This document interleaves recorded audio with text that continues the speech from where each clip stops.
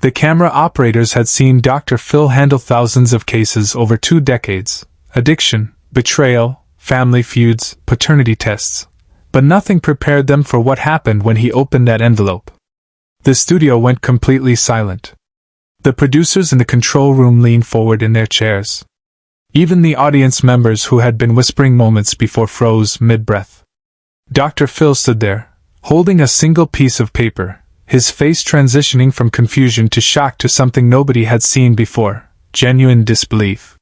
He looked at the woman sitting across from him, then back at the paper, then directly into the camera. "Stop the tape," he said quietly. "Stop everything." What was in that envelope? And why did it shake one of television's most unshakable hosts to his core? 24 hours earlier, Sharon Miller walked through the backstage corridors of the Dr. Phil show with her daughter Emily by her side. Sharon was 58 years old, gray streaks running through her brown hair, hands trembling slightly as she clutched a worn leather purse. Emily had contacted the show 6 weeks ago with a story the producers initially dismissed as too strange, too impossible. But after 3 phone interviews and a background check, they flew both women to Los Angeles. "Mom, you don't have to do this if you're not ready," Emily whispered as they waited in the green room. Sharon shook her head. "I need answers. I need to know if I'm losing my mind or if what I remember is real." The case file the producers had compiled was thin but disturbing. Sharon Miller, married to Robert Miller for 32 years, had recently begun experiencing what doctors initially diagnosed as early-onset Alzheimer's. She would forget conversations from hours before, lose track of time, struggle to remember recent events. But there was one memory that wouldn't go away, one that grew stronger even as everything else faded: a wedding that never happened. Or did it? The lights came up on stage. Dr. Phil walked out to applause, settled into his chair, and began with his trademark directness. "Sharon, your daughter tells me you've been having some troubling experiences with your memory. Tell me what's been going on." Sharon's voice was soft but steady. "About 6 months ago, I started having these episodes. I'd forget where I put my keys, forget what day it was. My husband Robert said I was repeating myself, asking the same questions over and over. He took me to see a neurologist who ran tests. They said it looked like early Alzheimer's." Dr. Phil leaned forward. "That must have been terrifying to hear." "It was. But here's what doesn't make sense." Sharon paused, gathering courage. "Everything recent feels foggy, like I'm looking through dirty glass. But there's this one memory that's crystal clear, clearer than anything else. A memory of a wedding. My wedding. Except it's not the wedding I had with Robert." The audience stirred. Dr. Phil's expression didn't change, but his posture shifted slightly, the telltale sign he was fully engaged. "Walk me through this memory," he said. Sharon closed her eyes.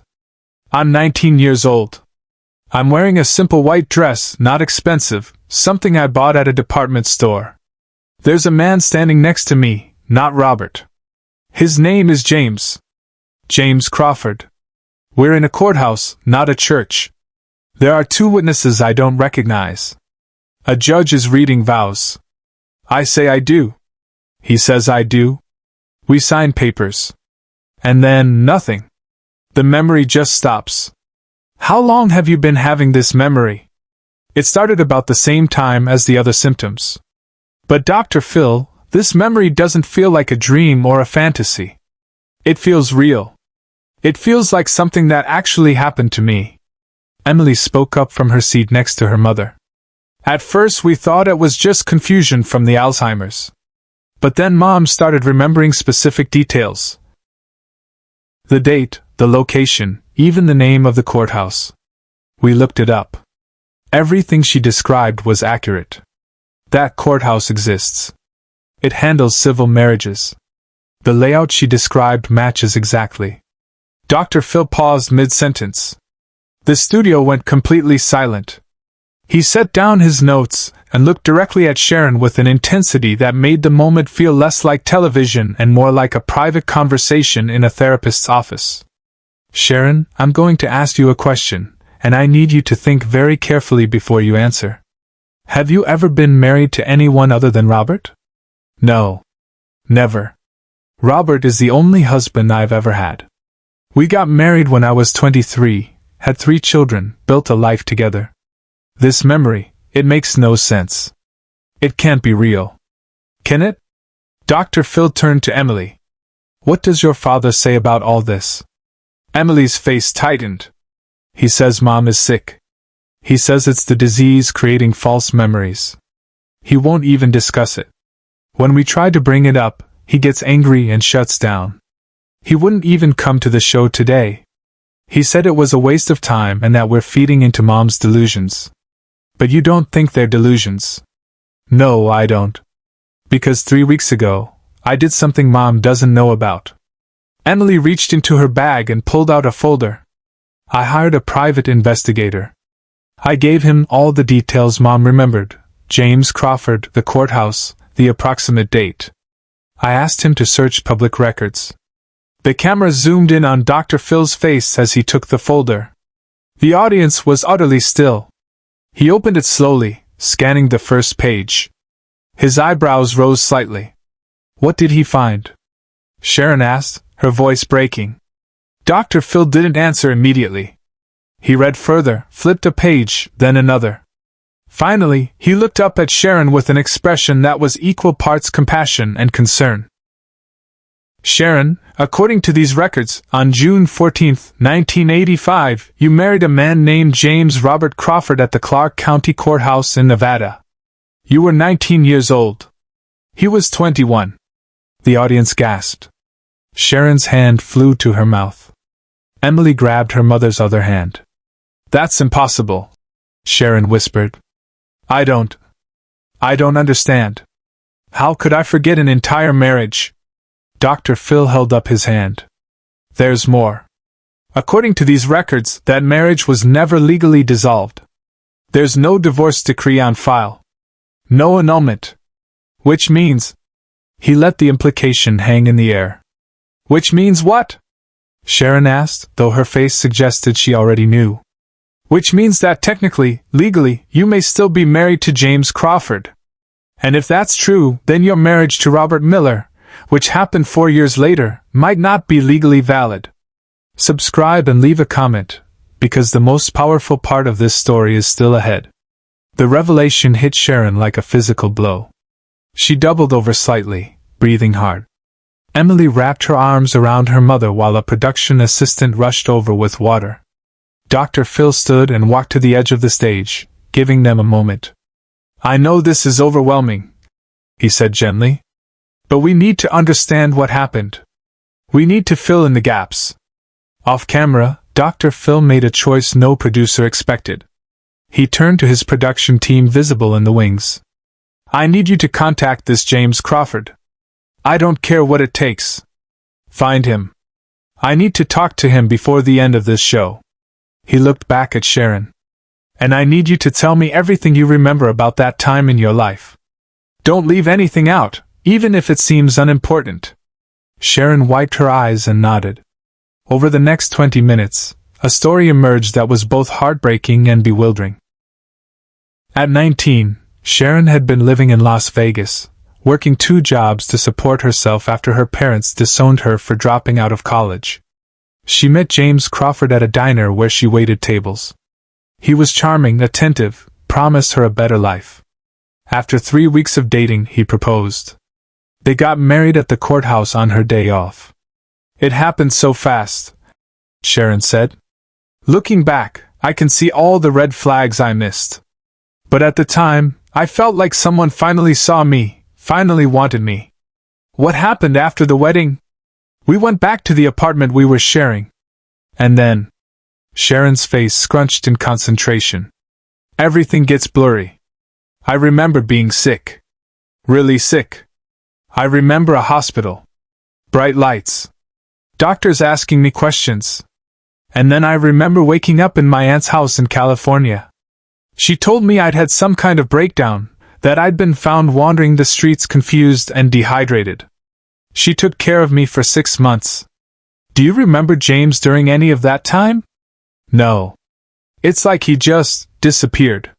And when I tried to remember, when I tried to ask my aunt about him, she would change the subject. She told me I needed to focus on getting better, on moving forward. Eventually, I stopped asking. I moved on with my life. Met Robert. Got married. Had kids. Forgot all about James Crawford.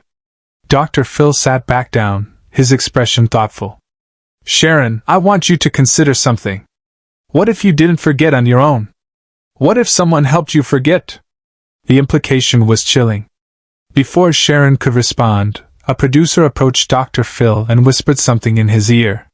His eyes widened slightly. We found him, the producer said, just loud enough for the microphones to catch. James Crawford. He's on the phone. The audience erupted in whispers. Dr. Phil held up a hand for silence. Sharon, we've located James Crawford. He's agreed to speak with us. But before we bring him on, and this is important, I need you to tell me, do you want to hear what he has to say? Sharon looked at Emily, who nodded encouragingly. Then she looked back at Dr. Phil. Yes. I need to know the truth. Dr. Phil picked up a phone on the side table. Mr. Crawford, this is Dr. Phil. I have Sharon here with me. Before I put you on speaker, I need to know, do you remember marrying her? There was a pause. Then a man's voice, aged but clear, came through. Yes. I remember. Dr. Phil put the phone on speaker and set it down where everyone could hear. Mr. Crawford, can you tell us what happened after the wedding? Another pause. When James spoke again, his voice was heavy with something that sounded like regret. We got married because I loved her. Or I thought I did. I was young and stupid. But I was also in trouble. I owed money to some very bad people. I thought if I got married, if I had a wife, it might, I don't know, make me look more stable, more responsible. It was selfish and wrong. Go on, Dr. Phil said quietly. The night after we got married, those people found me. They came to our apartment. There was a confrontation. Sharon got in the way trying to protect me. One of them hit her. Hard. She went down and didn't get up. I panicked. I called an ambulance and then I ran. I left her there and I ran because I was a coward. Sharon's face had gone pale. Emily was openly crying. I heard later that she survived but had some kind of head injury. Amnesia. I told myself that was better for her, that she was better off not remembering me, not being tied to the mess I'd made of my life. So I never went back. I never filed for divorce because I figured she'd forget about me and move on. And it sounds like that's exactly what she did. But what happened next is something no one in the room, or watching at home, saw coming. Dr. Phil's jaw tightened. He leaned toward the phone with a barely controlled intensity. Mr. Crawford, do you understand what you've done? Do you understand that because of your cowardice, this woman spent 32 years in what might be an invalid marriage?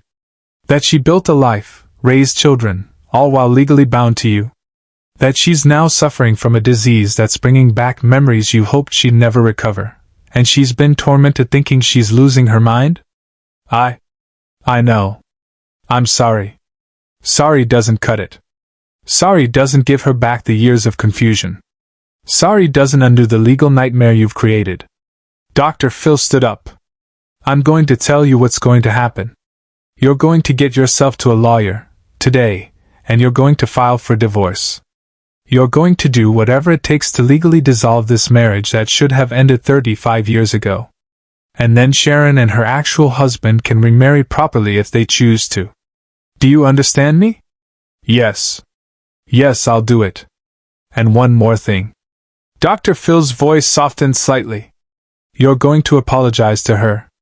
Not to me. To Sharon. She deserves to hear it directly. There was a long silence. Then, Sharon, I am so sorry for what I did to you. You deserve so much better. I hope you can find peace. Sharon sat perfectly still for a moment. Then she leaned forward toward the phone. I forgive you.